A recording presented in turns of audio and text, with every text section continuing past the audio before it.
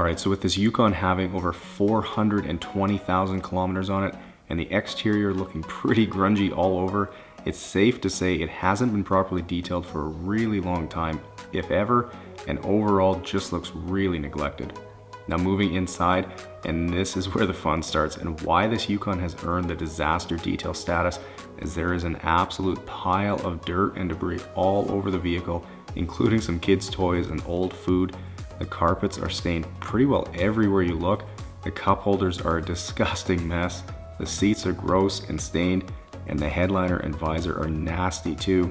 But just before we jump into one of the biggest details that I've ever done, take a second and subscribe to the channel if you enjoy epic transformations, and make sure you've got the bell on so you get notified when my new videos go live each week. Alright, so you guys can see I've definitely got my work cut out for me with this Yukon, so sit back, relax, and enjoy the transformation.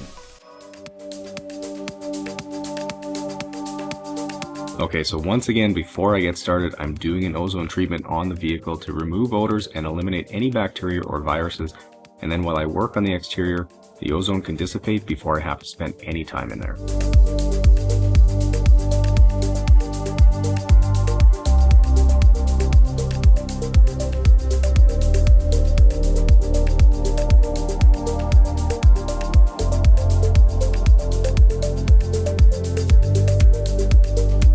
Now you guys might notice as I'm spraying the vehicle off here that the bottom portion of the doors under the trim and around the wheel wells has what I assume to be plasti dip on it, so it doesn't come quite as clean with the pressure washer, but it certainly will when I wash the vehicle later on.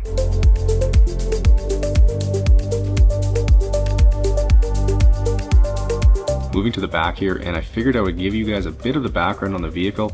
So like I said in the opening, it has 423,000 kilometers on it, which is about 263,000 miles. So for only being about 10 years old, it's been driven a ton, but not many of those were by the owner, as they recently bought it for their growing family off someone who had purchased it purely for parts, but that guy never ended up doing anything with it, so they were able to pick it up pretty cheap, and they're getting it fully detailed now so they can use it as the main kid hauler for their family.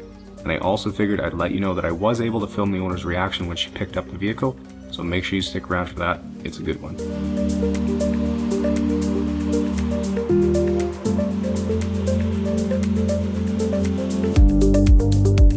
Now, one unknown with every vehicle that comes in dirty like this is what condition it's in underneath all the dirt. And surprisingly, this Yukon's paint is pretty good, not swirled too much, although it does have a few rust spots on it, but for a high mileage vehicle, it does look pretty good.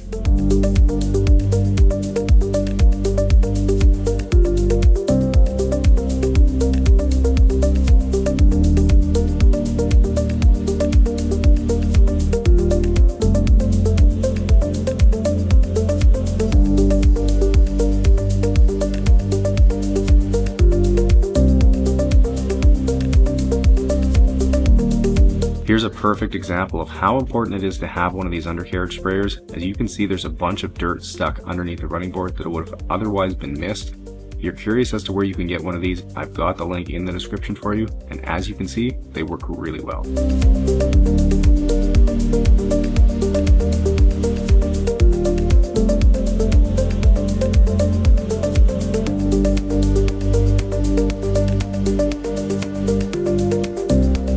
Alright, so getting some nice thick foam on this Yukon, I'll then go around with a detail brush and hit all the crevices where there is bound to be some dirt or debris still hiding that needs to be agitated out.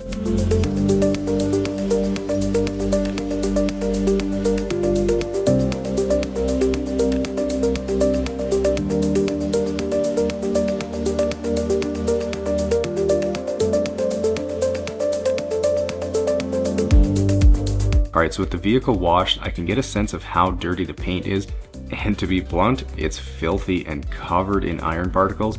I'll spray that on the wheels and paint, letting it sit for about 3 to 5 minutes, and what it's doing is reacting with and dissolving those iron particles, turning purple when it does, and as you can see, there wasn't a square inch of this paint that was actually clean. This was definitely the most purple that I've ever turned a vehicle, so after that, I'll quickly get it rinsed off before going ahead and drying the vehicle.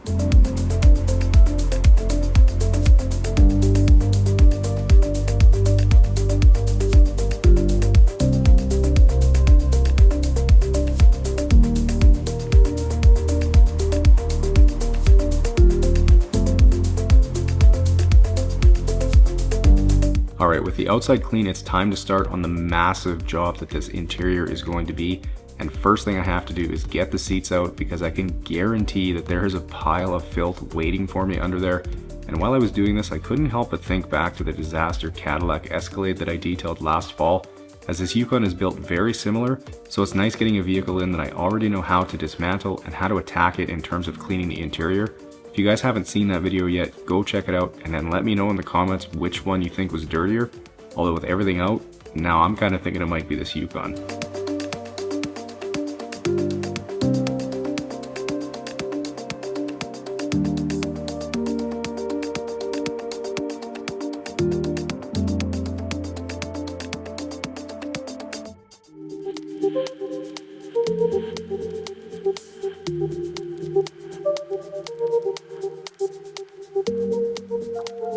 Now as I work my way through here with the vacuum, making sure to get all the old French fries, I'm making mental notes about how I'm going to attack each area later on, like these seat anchor points. I'll definitely be using the steamer on, as they are super grimy.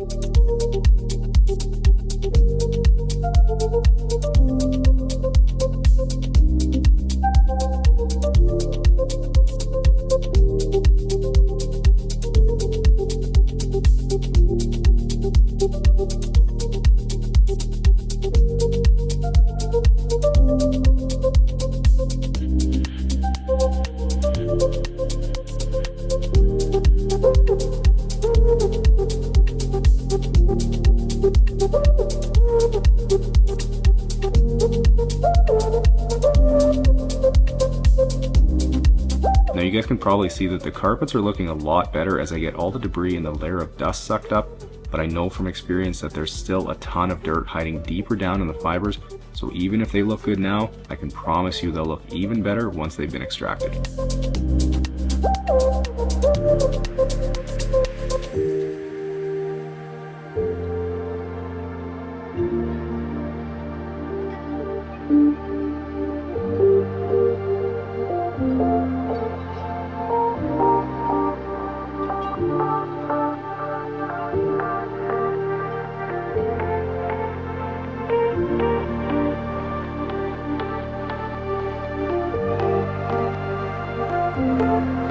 Now before I move on to cleaning any of the interior panels, I always go around with a detail brush to make sure I've got all the loose dirt and debris vacuumed up, so cleaning things later on will be far easier. Here's the massive pile of dirt, debris, and old French fries sucked out of this Yukon. Yikes.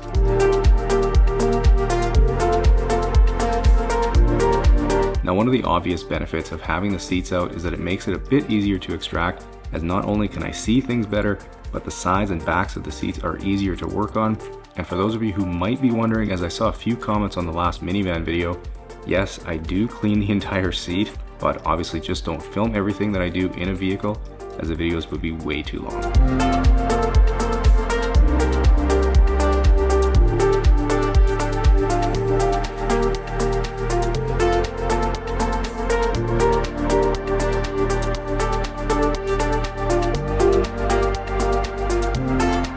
Moving back inside to the dirty carpets, and like I've mentioned before, I always start with the carpet, as when I use the drill brush it tends to fling solution in a nice 360-degree circle. It sometimes gets on the trim, so rather than having to re-clean things later, I start with the carpet so I only have to do it once. And if you notice by the cargo anchor point where the extractor didn't quite fit, I will be cleaning that area with the steamer later on.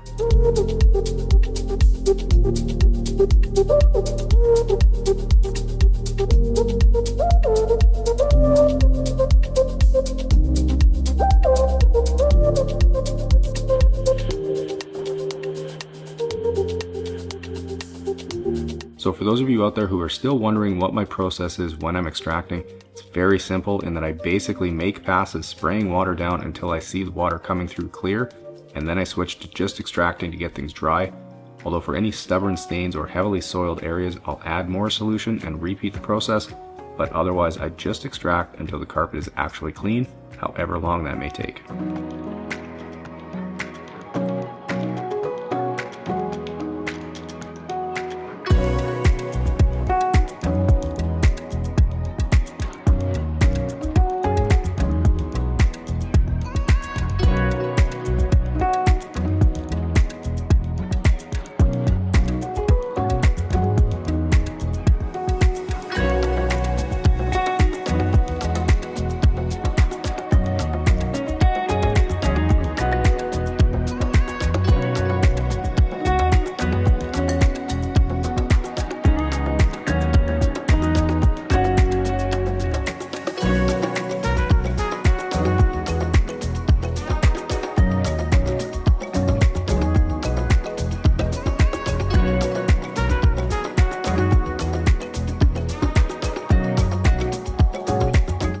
probably mentioned before, but I'll typically use a little more solution on carpets than I do on seats, as it's far easier to get the majority of it out. And in terms of how long it takes for them to completely dry, carpets are usually only a few hours, as I leave the vehicle doors open and have my garage heater running. But I always start with the seats, as they take a few hours longer, but they're always dry by the time I finish a detail.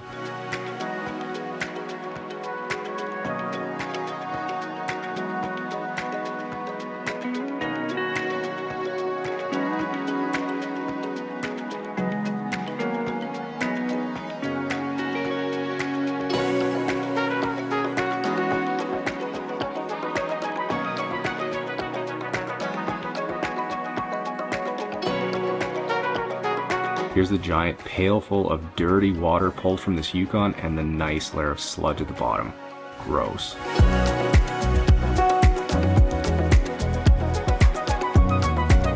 Alright, so with a vehicle like this that has caked on dirt in every crevice imaginable, the easiest way to clean is with the steamer and some APC, as the steam can quickly loosen up any stuck on dirt and get it blasted out of hard to reach corners.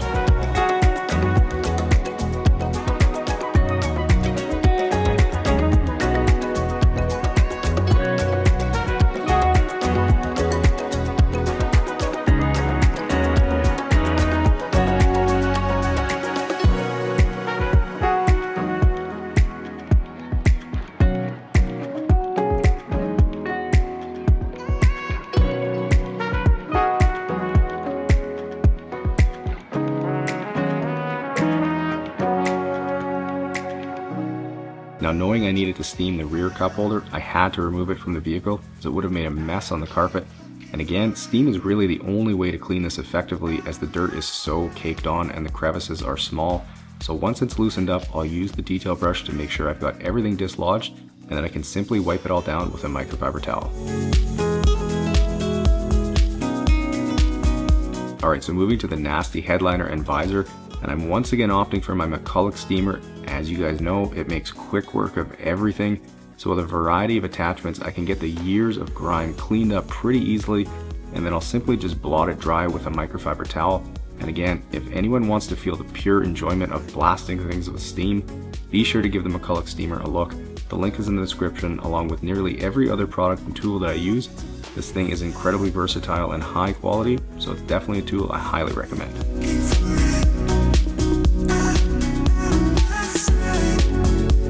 Now, with everything clean, here's a quick before and after shot of the interior, and it's honestly hard to tell that's the same vehicle. It looks so good.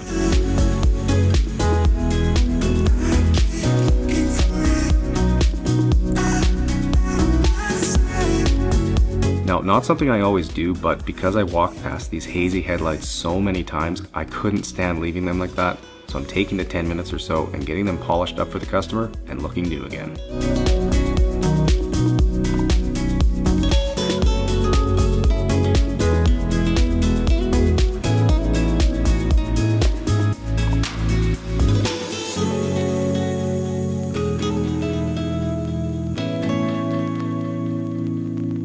Now, despite using the iron decontamination spray earlier, like I mentioned, it only handles the iron particles, so things like tar or tree sap or any other sort of road grime will still be stuck to the paint. So using some detailing clay, it's able to remove that pretty easily, and as you can see, there was still a pile of crud on the tailgate.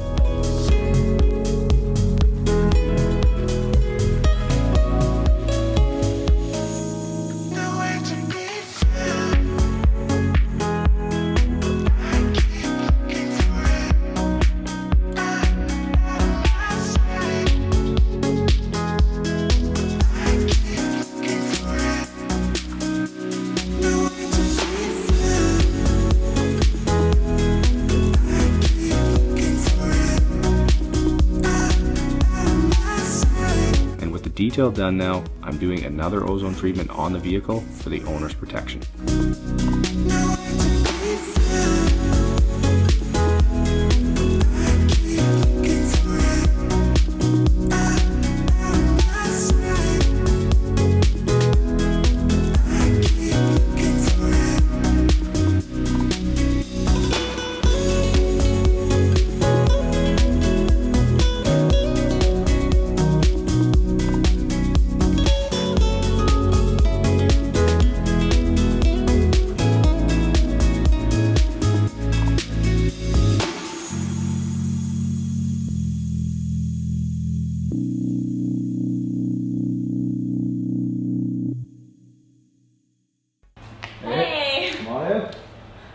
by the way. Nice to meet you. Ooh, it looks sharp. Looks really good. Not just the outside. Yeah. No, have a look inside. That's where the bulk of the work was. So. Oh my goodness. How did you do it? That's a lot of work. No kidding, it looks great. Nice work. Thank you. That's fantastic. Yeah, I'm pretty pleased with how it turned out. So. All right. Well, keys are in it, and Perfect. enjoy. Yeah, I have. Yeah. Yeah. Okay, Thank you sounds so good. much. Have a good What one. a treat. This is super. Thank you. Thank you. All right, guys, and 15 hours later, I am done with this Yukon. It's looking absolutely incredible. It's definitely not a parts car anymore. If you guys enjoyed the video, make sure you hit that thumbs up button and subscribe to the channel if you haven't yet. Enjoy the guitar outro, and I'll see you guys in the next one.